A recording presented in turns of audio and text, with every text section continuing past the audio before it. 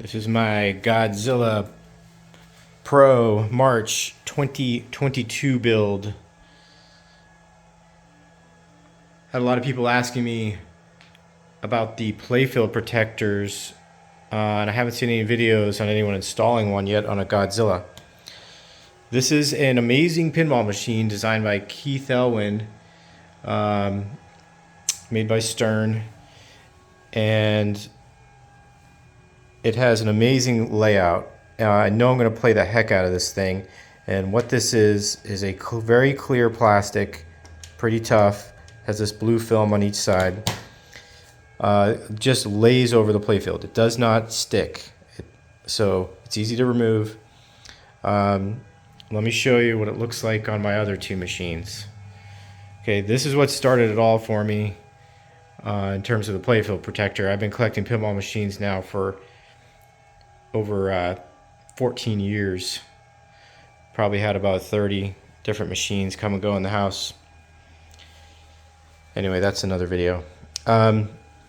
So this Avengers has over 2,200 plays. It's over 2 years old, and you cannot find a single dimple on this entire playfield. I play the heck out of this thing. So there it is. There's a ball drop area right here. Ball comes down this ramp. It's glossy.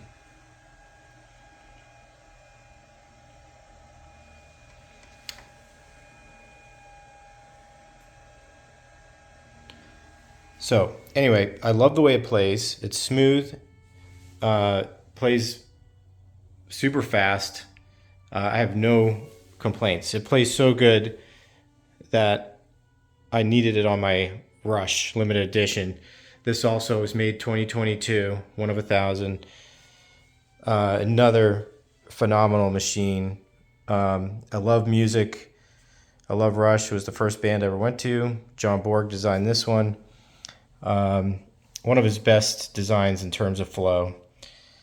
Right away I was getting dimples where the ball drops down onto that orbit for the skill shot. The playfield needs a few months to dry out, and Stern doesn't really wait for that to happen. So these playfields are very soft when they first come off the line.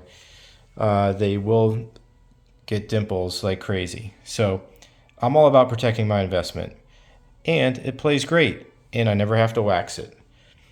So you can just barely see an edge of the Playfield Protector there. Anyway, this one was pretty involved because of this giant plastic ramp.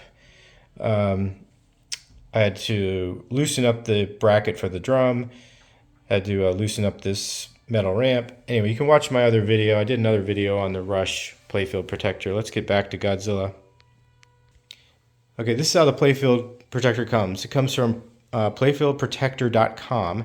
They come from Germany. 100 euros, 45 euros for shipping, whether you buy one or you buy five. So I tend to buy a couple at a time.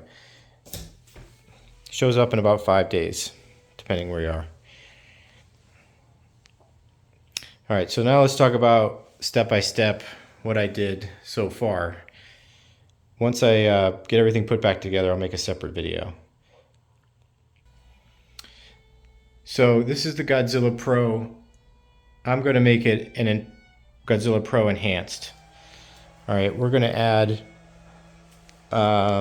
shaker motor. Must have, my opinion. We're going to put in volume controls. Okay, this is from Pinball Life. I like Pinball Life. They have the best prices, in my opinion. This volume control goes right here. Right here. I think this was like 25 bucks. Should just plug and play. We got pin gulp, cup holder that's removable for the corner. And obviously new rubbers and the quiet fan mod. I don't know if you can hear this right now. Oh, it just went off. That was my Rush. So this is the plug and play quiet fan mod kit by PinMonk. $25 from Little Shop of Games. Also got a subwoofer for the cabinet. Love my music loud. Like to be able to feel it. Those are the ramps. The first thing you're going to remove, these two ramps, really easy. I got these nut drivers. Must have. Anyway, move the two ramps. Then you're going to focus on the building. Okay, the building is actually surprisingly easy to remove on the Pro. You take up the top cover of the building with, I think it's 3 little screws, 4 maybe. There's a clear plastic, remove the screws on that, and then the entire building is supported and held on by just those 1, 2, 3 posts. So there's the Pro building, and that is what the metal posts are supporting, this bracket here. So it's just 3 Phillips head screws right there. Then the entire building just lifts off the playfield in one piece. Surprisingly easy. There's the new Godzilla, the enhanced Godzilla. There was a plastic one there that was 2-dimensional. We're going 3D. All right, next step is remove the metal ramp here and here. The plastics that are around here. Simple. Just make sure you guys take lots of pictures and you bag everything up. Okay, this is what I do. Little baggies.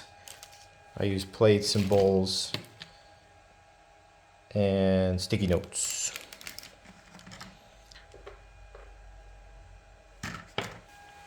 So my whole goal is to try to get this playfield just to lay on the playfield, and so I'm trying to see what's going to stop it. So the next thing I was focusing on were the spinners. Okay, so this plastic is easy to remove. Anyway, this spinner was in my way. It's held on with just 2 simple wood screws, which are right there. So that's out of the way.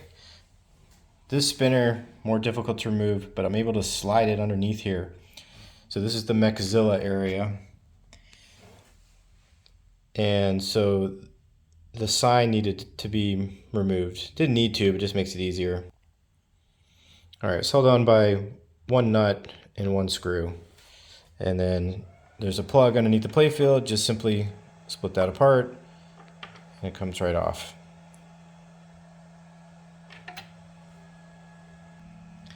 Then I took off the saucer plastic and the inlane plastics as well.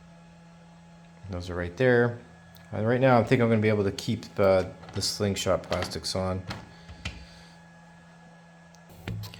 Alright, there's one other, let's see, what do I recall this thing, this metal little wall here. These 2 wood screws were holding it on. The playfield was cut to go underneath it, so yeah, you want to remove that. Let's move down. The other area was the upper flipper. Okay, you have to remove the flippers. That can be another challenging part. Take pictures where they're lined up. So anyway, I was able to slide the Playfield Protector in the gap here, just like I did at the gap over here. Okay, it is pretty pliable, so you can bend it and curve it, and it's not going to crack. So I was able to bow it in the middle, get it in this side first, then that side. All right, so let's talk about the flippers. Yep, you have to remove them.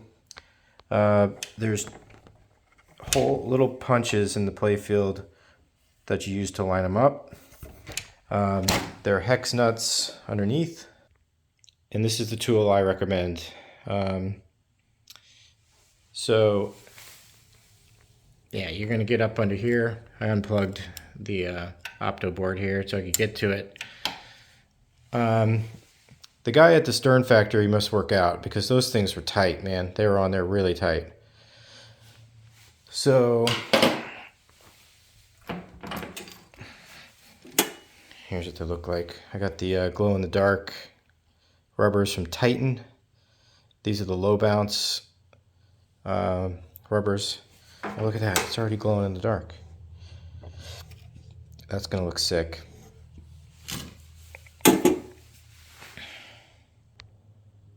Yeah, there's the build date on my Playfield.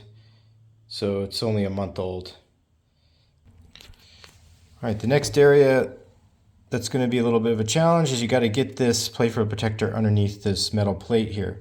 I loosened up the ramp, but it's still not moving. There's another nut I think I have to loosen right there, but I'm not going to do that. I'm just going to use a metal pick. Where is it? Right here. See how organized I am?